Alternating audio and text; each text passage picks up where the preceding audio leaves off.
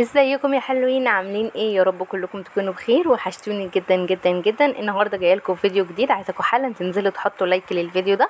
لو انتوا اول مره بتشوفوني ولسه مش مشتركين معايا في القناه، يا ريت تنوروني بالاشتراك من كلمه اشتراك باللون الاحمر، وتفعلوا زر الجرس عشان كل ما انزل فيديو تتفرجوا عليه وتشوفوني على طول.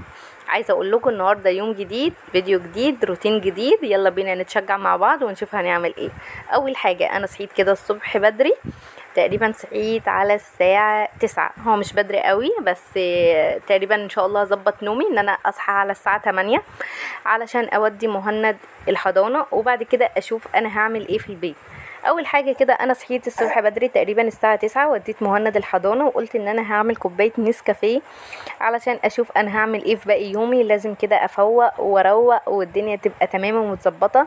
عايزه اقول لكم اليومين دول حر جدا جدا جدا. بصوا، انا يا دوب طلعت النسكافيه من التلاجة. طبعا انتوا عارفين الفوم ده احنا عملناه مع بعض الفيديو اللي فات. عايزه اقول لكم ساح، يعني هو يا دوب ملحقش وساح. بصوا، ما عملش فوم خالص زي كل مره بسبب يعني سخونه الجو وحراره الجو. هو ما كملش 3 دقايق بالظبط بره التلاجة، وعايزه اقول لكم بجد ساح. هو ما عملش اي فوم وده زعلني جدا. ده مش الطبيعي بتاع الفوم، ان هو دايما بيعمل فوم عالي قوي، بس لازم بيبقى متلج. فيا دوب طلع 3 دقايق من التلاجة. عايزه اقول لكم فعلا ساح، يعني لا، مش معقولة درجة حرارة الجو عالية جدا، يعني بجد ربنا يرحمنا. هنا بقى خلاص انا شربت كوباية النسكافيه. كنت عملت كوباية نسكافيه ليا والبابا، بابا كان موجود عندي، فعملت واحدة ليا وواحدة لبابا. وبعد كده دخلت كده اروق الدنيا واشوف الدنيا محتاجة ايه. في حاجات عندي محتاجة ان هي تتظبط. طبعا عارفين ان انا قعدتنا كلها بتكون في الصالة. اسفه جدا على الوقت ده، لان ساعتها كوكي حركت الستاند والستاند وقع. معلش نرجع تاني مع بعض. هنا بقى خلاص انا كنت تقريبا بنفض الانتريه وبظبط الدنيا، وبعدين هكنس بالمكنسه. الموضوع سهل جدا. وعايزه اقول لكم النهارده اليوم بتاعنا لطيف وظريف وسهل وجميل. تقريبا ده الروتين اليومي بتاعنا، ان احنا بنظبط الدنيا ونشوف هنعمل ايه. ان شاء الله كده الايام اللي جايه تكون احسن. ولو محتاجين مني اي فيديو يا ريت تكتبوا لي تحت في الكومنتات، هنزل لكم فيديوهات جميله جدا. الناس اللي كانت تسالني على لينك الانستجرام بتاعي، هسيب لكم اللينك في صندوق الوصف، وهسيبه لكم في اول تعليق مثبت، تقدروا تدخلوا تبعتوا لي على الانستجرام، هرد عليكم على طول. هنا بقى انا كنت بطبق حبه غسيل، علشان كنت شلت الغسيل من فوق من على الحبل، وكنت طبقت تقريبا معظم الغسيل، كان باقي منه حاجات بسيطه، فقلت ان انا هطبقها كده وانا واقفه على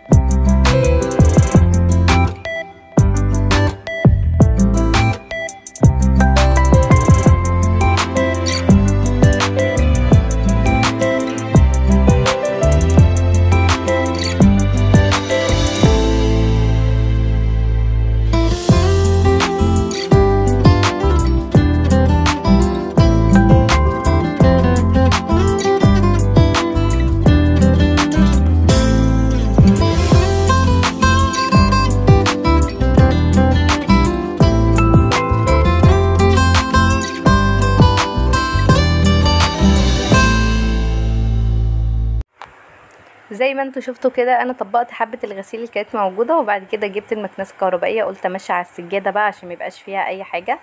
تقريبا الكركبه والبهدله دي بتحصل في اي بيت فيه اطفال، خصوصا ان انا عندي مهند عنده فرط حركه فظيع، فالحمد لله يعني. المهم انا هنا خلاص بقى قلت ان انا تمام، وقفلت الاوضه دي مفيش فيها اي مشكله. ومهند علمته بقى ان هو حاليا لما بيطلع الالعاب بتاعته بنحاول واحده واحده ان احنا نرجعها في الباسكت، بس واحده واحده مش قوي يعني. المهم انا خلاص هنا خلصت. شايفين كوكي بتعمل ايه؟ العربيه دي انا لسه جايباها جديده لمهند وكنزي. خصوصا مهند لما بنروح اي حديقه، فطبعا الاطفال بيكون عندها عربيات من دي، فبيجيبوها معاهم الحديقه وبيلعبوا بيها على الطرق وعلى النجيله وعلى الرخام. فمهند بيكون عايزها، مع ان مهند اصلا عنده موتوسيكل بس هو مش حابب الموتوسيكل وعايز عربيه. فاضطريت للاسف ان انا اشتري العربيه دي، خصوصا ان انا عندي الشقه ضيقه فكنت مش مستحمله زياده. وكمان عنده اللعبه اللي هي الدوده اللي هي زي المرجحه، فبرضه هو ما بيستخدمش الحاجات دي قوي، بس برضه اضطريت ان انا اجيب العربية دي علشان لما بنروح الجنينة وكده فهو بيكون محتاجها وعايزها، فانا اضطريت ان انا اجيبها له. قلت كده كده خلاص مش مشكلة، وكده كده يلعب بيها هو واخته وعادي يعني. المهم هنا خلاص خلصت الاوضه بقى وطلعت على الصاله. بصوا بقى البهدله والكركبه. بصوا دي، بصوا كلها حاجات سهله يعني.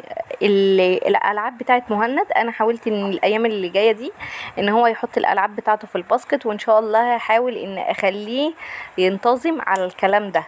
هنا بقى انا كنت بشيل الالعاب وبشيل الحاجات دي بحطها برضو فعلا في الباسكت بتاعت الالعاب بتاعته، وبعدين هنروق الدنيا مع بعض والدنيا هتبقى جميله وهاديه ولذيذه سكر كده. عايزه اقول لكم نظافه المكان بتفرق في نفسيتكم جدا.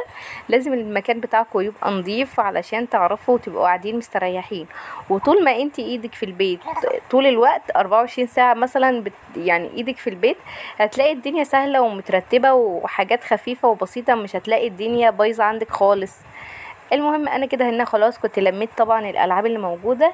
كان في ناس طلبت مني ازاي طريقه كنتاكي، انا كنت عملتها معاكم قبل كده في فيديو، فان شاء الله هنعملها مع بعض الفيديو اللي جاي. بس المره دي انا جبت الفراخ، الدبابيس بتاعه الفراخ. انت بتشتري من عند الراجل، بتشتري من عنده دبابيس وراك، او لو عندك انت دبابيس مخلياها بتجمعيهم كده مع بعض وبتعمليهم مع بعض اللي هي الكنتاكي. طبعا بتقدري تعملي اي قطعه في الفراخ، وكل ما الفراخ كانت صغيره كل ما كانت احسن. يعني مثلا لو هتقسمي الصدر بتقسميه وبتظبطيه وبتفتحيه، بس هي افضل حاجه فيها اللي هي الدبابيس بتاعه الفراخ، ولازم تكون حجمها صغير مش كبير، لان هي مش بتتسلق وهي بتتقلي بس.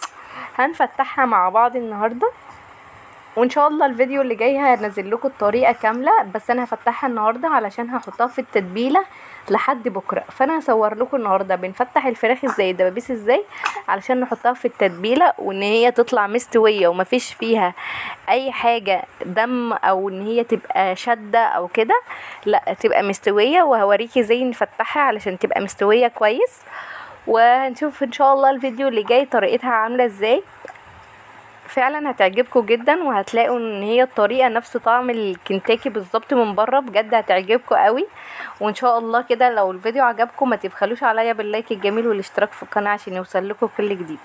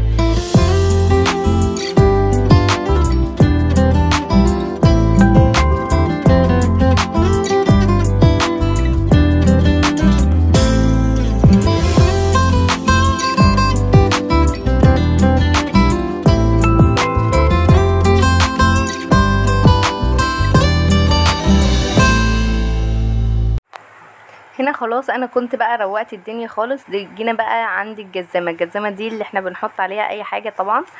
الناس اللي كانت تسألني على الشاشة اشتغلت ولا ما اشتغلتش، لا يا جماعة الشاشة لحد النهاردة ما اشتغلتش.